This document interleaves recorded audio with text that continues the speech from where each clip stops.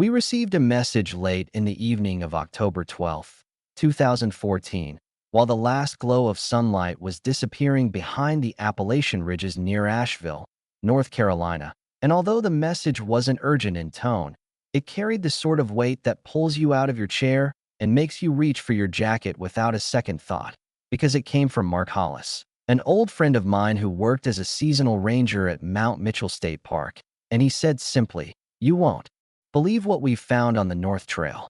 You need to see this for yourself tonight." That was it. No explanation, no details, just an invitation cloaked in mystery, and I should have ignored it, but something in the way he phrased it made me feel like the night itself was waiting. Mark had always been the practical one, not prone to drama, not the kind of man to cry wolf, and that's why my stomach tightened as soon as I read his words. Driving into the mountains that night, the mist seemed to rise unnaturally fast from the hollows, thickening into ghost-like shapes along the roadside. And although the Appalachians are beautiful, anyone who has spent time there after dark will tell you there is a weight, an almost physical heaviness, to the air. Locals often talk about it in hushed tones, attributing it to old spirits, or to the mountains themselves breathing.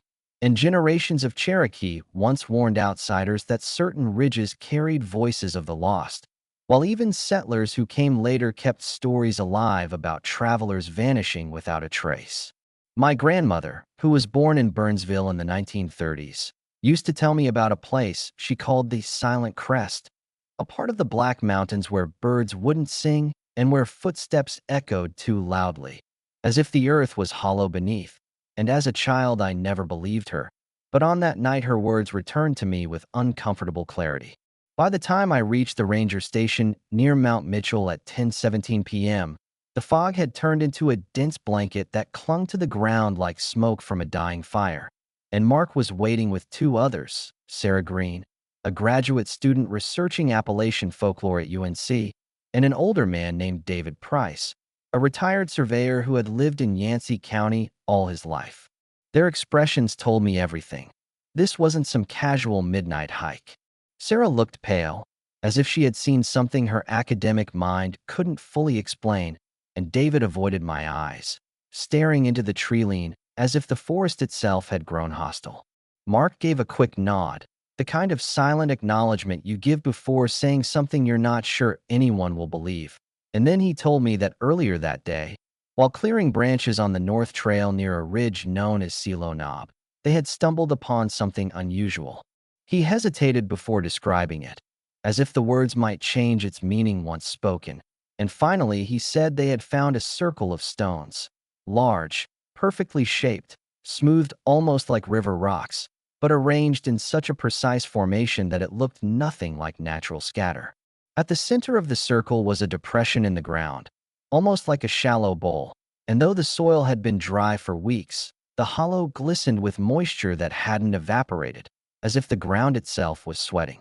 Sarah interrupted him, saying that similar descriptions appeared in Cherokee oral traditions, often tied to warnings about places where the living and the dead brushed shoulders, and she admitted she had read about a circle of breath in an 1898 field journal by ethnographer James Mooney, who spent years among the Cherokee recording their myths. David finally spoke up in his slow, measured tone, saying that in his 50 years surveying land in those mountains, he had never seen rock formations like that, and that the strangest part wasn't the stones but the silence.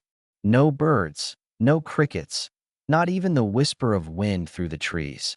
It was as if the world had held its breath. Listening to them describe it under the dim yellow glow of the ranger station lantern, I felt the weight of that silence press down on me, and though I tried to brush it off as exaggeration, a part of me already knew that something in those mountains had been waiting far longer than any of us could understand. When Mark finally asked if I was ready to go see it for myself, I nodded, even as my heart tightened, because deep down I felt that by walking into those woods that night, I was stepping into a story far older than I could comprehend.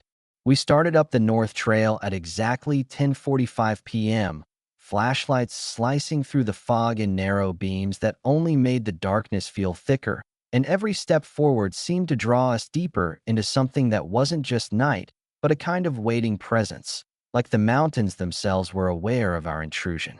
Mark led the way with the steady pace of someone who knew these trails by heart. Sarah walked close behind him, clutching a notebook against her chest, as if words could shield her. David followed with his shoulders hunched, muttering half-finished prayers under his breath, and I brought up the rear, trying to shake the thought that we weren't alone, even though no sound came from the forest except for our own footsteps. About 20 minutes in, we reached a bend where the trail narrowed between two massive boulders, and I swear the air turned colder as we passed, the kind of cold that creeps into your bones even though the night itself wasn't freezing, and for a moment I felt as if something unseen brushed my arm. Sarah gasped quietly, but kept walking, and when I caught up with her she whispered that the Cherokee once called this stretch of trail the Gate, a place said to be guarded by spirits of those who died on the mountains.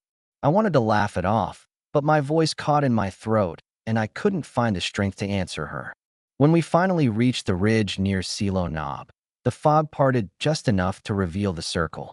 It was exactly as Mark had described, stones so unnaturally smooth they might as well have been polished, arranged with mathematical precision into a ring nearly 12 feet across, and in the center a shallow depression glistening with a thin sheen of water that reflected our lights like glass.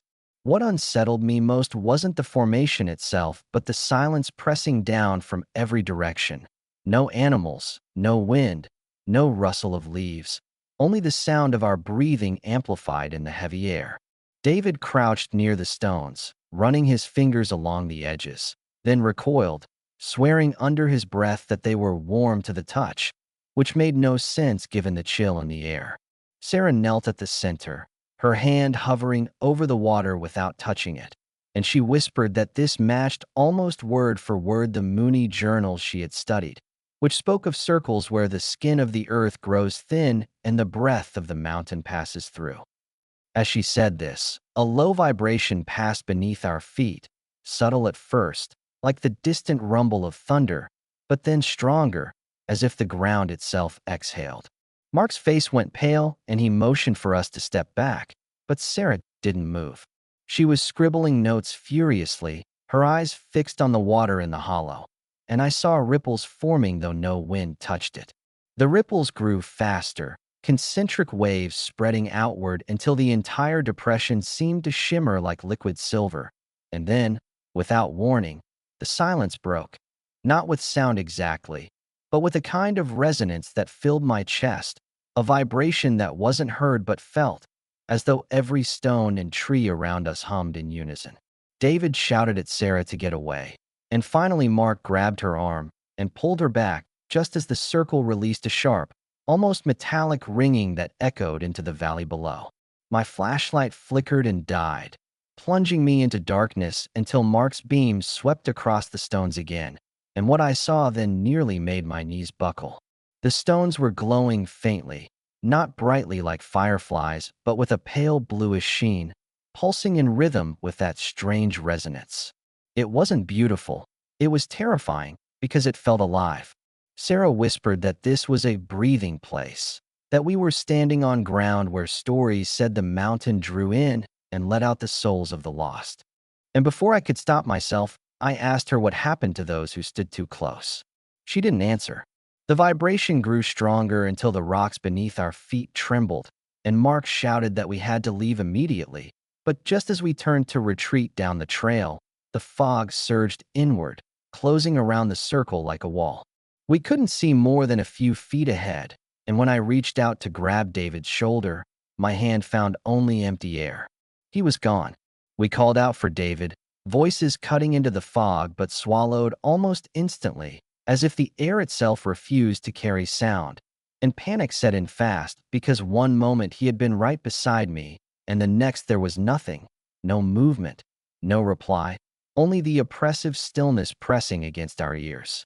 Mark swept his flashlight in every direction, but the beam seemed to bend back on itself, illuminating nothing beyond the shifting wall of mist, and Sarah clutched my arm so tightly her nails dug into my skin, whispering that he had been taken inside the breath.